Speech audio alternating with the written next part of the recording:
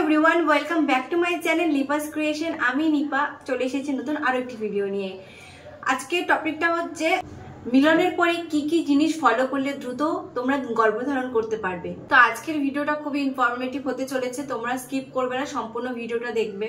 আমাদের পুরো মাসে কিন্তু আমাদের ওভুলেশন টাইম কিন্তু একদিনই থাকে, মানে আমরা কিন্তু পুরো মাসে একদিন জাস্ট ওভুলেট করি, আমাদের ডিমটা কিন্তু একদিন স্টে করে বডিতে।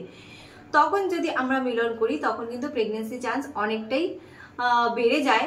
আর তখন কি কি নিয়ম মানতে হবে সেটা তোমাদেরকে বলছি। প্রথমত তোমরা একটা পিলো ইউজ করতে পারো তোমাদের কোমরের নিচে, অথবা তোমরা পিলো যদি নাও ইউজ করো, তোমরা ইন্টারকোর্স করার পরে তোমরা কিন্তু লেগ আপ দ্য ওয়াল পজিশনে পা দুটোকে তুলে তোমরা কিন্তু 15 মিনিট ওইভাবে থাকতে পারো। তারপর তোমরা যদি ওভুলেশন পেন তোমাদের বুঝতে পারো রাইট সাইড অথবা লেফট সাইডে, সেই সাইড হয়ে কিন্তু তোমরা শুয়ে পড়বে।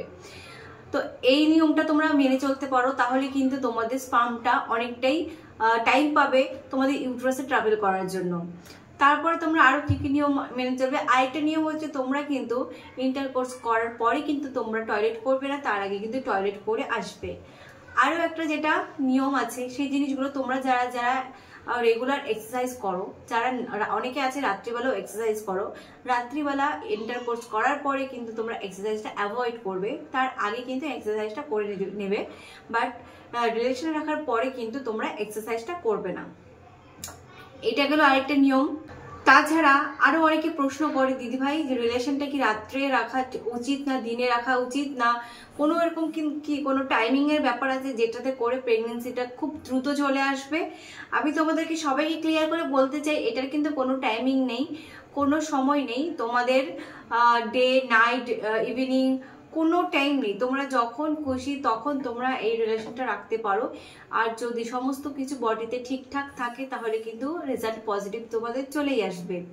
আরো একটা জিনিস, ওভুলেশন হওয়ার পরে কিন্তু ওভুলেশনের পরে কিন্তু আমাদের অনেকেই ভাবে ভারী কাজ করা ঠিক না, কিন্তু এটা ভুল কথা। ওভুলেশনের পরে ভারী কাজ তোমরা করতেই পারো। ভারী বলতে তোমরা তো আর পাথর টাথর বইতে যাবে না, তাই না? বাড়ির নর্মাল টুকিটাকি কাজ তোমরা করতেই পারো।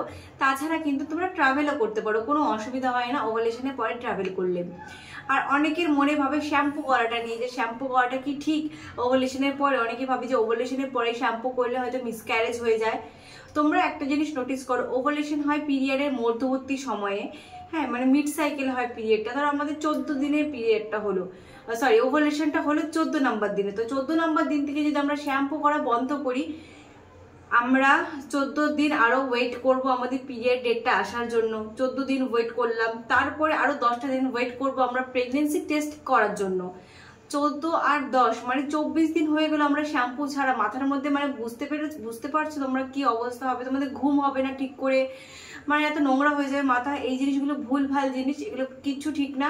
শ্যাম্পু করলে কোনো মিসক্যারেজ হয় না, কোনো কিছু হয় না, এটা মনের একটা ভুল ধারণা জাস্ট, এটাতে কিছু হয় না। আমি নিজেই শ্যাম্পু করেছি, কোনো অসুবিধা হয়নি। আমিও একটা সময় ভাবতাম হয়তো শ্যাম্পু করলে জিনিসটা ঠিক হয় না, আমিও একটা মাস মেনেও চলেছিলাম, বাট এটা কোনো কিছু ঠিক না। এটা শুধু নিজের মনের ভুল ধারণা, যে যেটা বিশ্বাস করে সে সেইভাবেই চলে। তোমরা যারা যারা মানে বিশ্বাস করো যে শ্যাম্পু করলে তোমাদের হয়তো খারাপ হয়ে যেতে পারে, তোমরা তাহলে নিজের বিশ্বাসকে প্রায়োরিটি দিয়ে তোমরা শ্যাম্পুটা করো না, শ্যাম্পুটাকে অ্যাভয়েড করো। কারণ বিশ্বাসের থেকে অনেক কিছু হয়। তোমাদের যদি পিরিয়ড চলেও আসে, তোমরা ভাববে হয়তো আমি হয়তো শ্যাম্পু করেছিলাম, হয়তো এর জন্য আমার পিরিয়ড চলে আসলো, কিন্তু সেটা না। শ্যাম্পুর সাথে কিন্তু পিরিয়ডের কোনো সম্পর্ক নেই। হ্যাঁ, অনেকেই বলতে পারো ওভুলেশনের পরে কিন্তু বডি অনেকটা গরম হয়ে যায়, শ্যাম্পু করলে বডিটা ফট করে ঠান্ডা হয়ে যায়, টেম্পারেচার লো হয়ে যায়। না, মাথার মধ্যে শ্যাম্পু করে টেম্পারেচার কি করে লো হবে? আমরা তো প্রতিদিন জল দিয়ে স্নান করছি, তাই না? তো এটা একদম ভুল ধারণা, এটা কিছুই না। তো আজকের এই কটাই টিপস তোমরা মেনে চলো, এই কয়েকটা নিয়ম তোমরা মেনে চলো, দেখো তোমরা কি রেজাল্ট পাও। আর ভিডিওটা বেশি বড় করছি না, এখন বড় করতে পারিও না, ছেলে ঘুমোচ্ছে পাশে। আশা করবো পরের ভিডিওতে, নেক্সট ভিডিওগুলোতে ওকে নিয়ে আসার, তোমাদের সাথে মিট করিয়ে দেবো, যদি ওর মুড ভালো থাকে। কারণ ও ঘুমিয়ে থাকলে তো খুবই শান্ত, ঘুমের থেকে উঠে পড়লে কিন্তু খুবই অশান্ত, কান্নাকাটি করে, খাবার দাবার খেয়ে আবার ঘুমিয়ে পড়ে। মানে খেলে টুপিটাকে একটুখানি সময় জাস্ট, কারণ ও তো খুবই ছোট, এই জন্য। তো তোমরা সবাই ওকে এতটা ব্লেসিং দিয়েছো, এত আশীর্বাদ করেছো, ভালোবাসা দিয়েছো তোমরা, সত্যি তোমরা মানে অনেক অনেক অনেক ভালোবেসেছো ওকে, তার জন্য অনেক অনেক অনেক থ্যাংক ইউ তোমাদেরকে।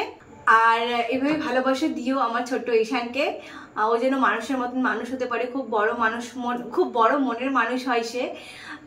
এটাই শুধু চাই আমি ভগবানের কাছে। দেখা হচ্ছে পরের ভিডিওতে, আশা করছি তোমরা সবাই ভালো থাকবে।